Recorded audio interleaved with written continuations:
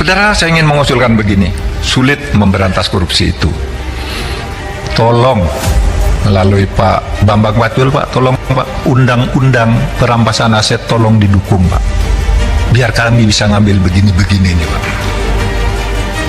Tolong juga pembatasan belanja uang kartal didukung, Pak. Karena orang korupsi itu, Pak, nurunkan uang dari bank 500 miliar dibawa ke Singapura, ditukar dengan uang dolar, lalu dia bilang ini menang judi karena di Singapura judi sah, lalu dibawa ke Indonesia sah.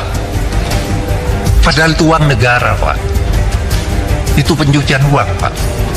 Nah sekarang mari kita batasi, kalau belanja 100 juta Anda keluarkan dari bank mana, kirim ke bank mana. Jangan dari orang bawa koper tuh, yang satu kopernya berisi kertas, yang satu berisi uang, ditukar di atas pesawat. Tolong, kami mengajukan sejak tahun 2020 dan sudah disetujui, dibalik tiba-tiba keluar lagi ketika akan mulai ditetapkan sebagai prioritas utama. Padahal isinya sudah disetujui oleh DPR yang dulu. Masa dia pergi duit harus pakai e-wallet, Pak? E-walletnya cuma 20 juta lagi. Nggak bisa, Pak. Nanti mereka nggak jadi lagi. Oh, iya. Loh, saya terang-terangan ini gitu loh. Mungkin perampasan aset bisa, tapi harus bicara dengan para ketum partai dulu. Kalau di sini nggak bisa, nggak bisa. Teori saya, jadi permintaan jelas langsung saya jawab. Bambang Pacul siap kalau diperintah. Mana perintah berani. Indonesia sejak dulu kala tetap dipuja-puja bangsa. Mahfud MD sampai gregetan. Bambang Pacul tolak undang-undang perampasan aset disahkan jika tak diperintah oleh Bu Bos.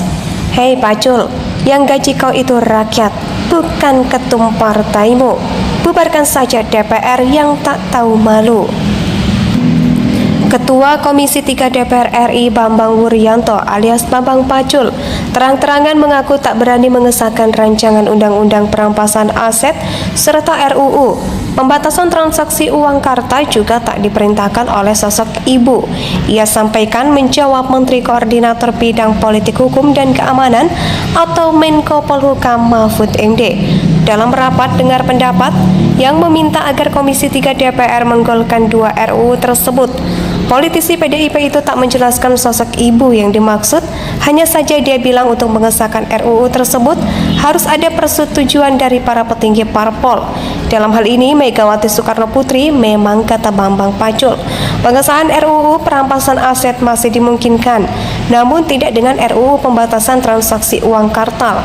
Ketua DPP PDIP Bidang Pemenangan Pemilu itu mengatakan sulit bagi legislator mengesahkan RUU pembatasan transaksi uang kartal karena ada kekhawatiran tak terpilih lagi pada pemilu selanjutnya. Bambang menegaskan sikap Yeni sama dengan anggota DPR lain, seluruh legislator kata dia tunduk kepada bos masing-masing sebelumnya dalam rapat yang sama Menko Polhukam. Meminta supaya DPR segera mengesahkan RUU perampasan aset serta RUU pembatasan transaksi uang kartal. Mahfud MD menuturkan pemerintah sudah mengajukan RUU perampasan aset untuk diproses DPR sejak 2020, namun tiba-tiba dikeluarkan dari daftar program legislasi nasional atau prolegnas. Ketika hendak dimasukkan dalam daftar prioritas, sebelumnya Presiden Jokowi juga pernah meminta agar 2 RUU itu segera disahkan dan diproses di DPR. Namun hingga kini kedua RUU itu belum juga diproses. Ini sungguh memakan terang-terangan ngomong.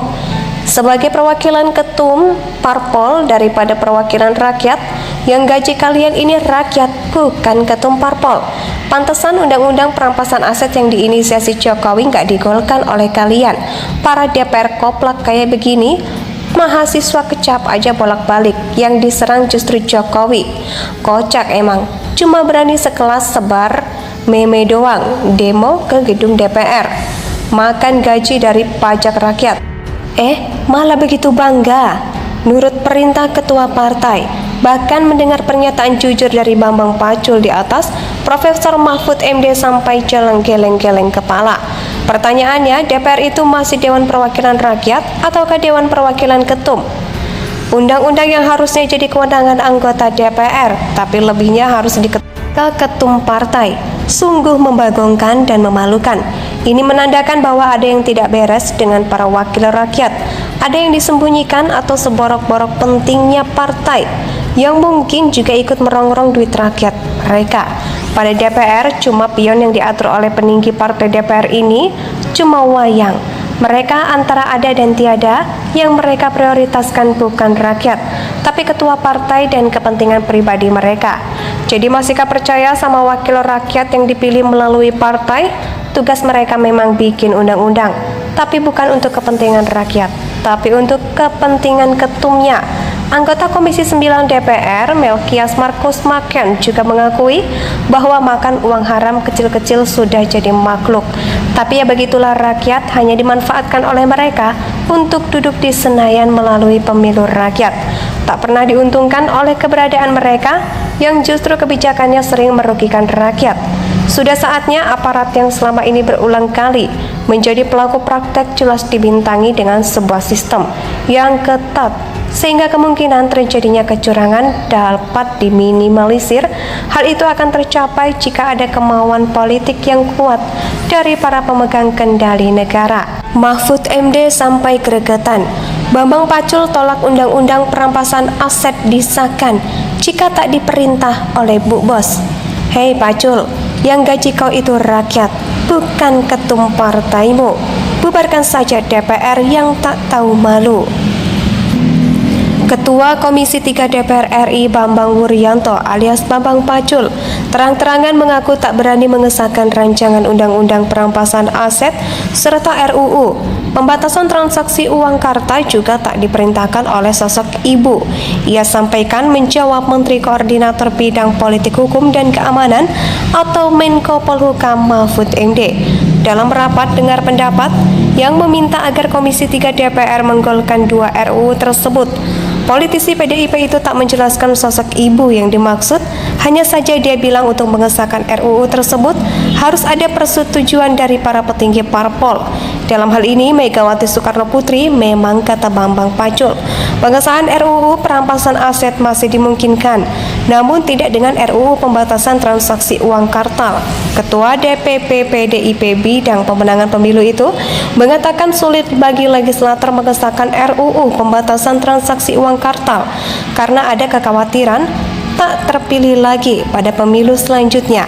Bambang menegaskan sikap ini sama dengan anggota DPR lain. Seluruh legislator, kata dia, tunduk kepada bos masing-masing sebelumnya dalam rapat yang sama Menko Polhukam. Meminta supaya DPR segera mengesahkan RUU perampasan aset serta RUU pembatasan transaksi uang kartal. Mahfud MD menuturkan pemerintah sudah mengajukan RUU perampasan aset untuk diproses DPR sejak 2020, namun tiba-tiba dikeluarkan dari daftar program legislasi nasional atau prolegnas. Ketika hendak dimasukkan dalam daftar prioritas, sebelumnya Presiden Jokowi juga pernah meminta agar 2 RUU itu segera disahkan dan diproses di DPR.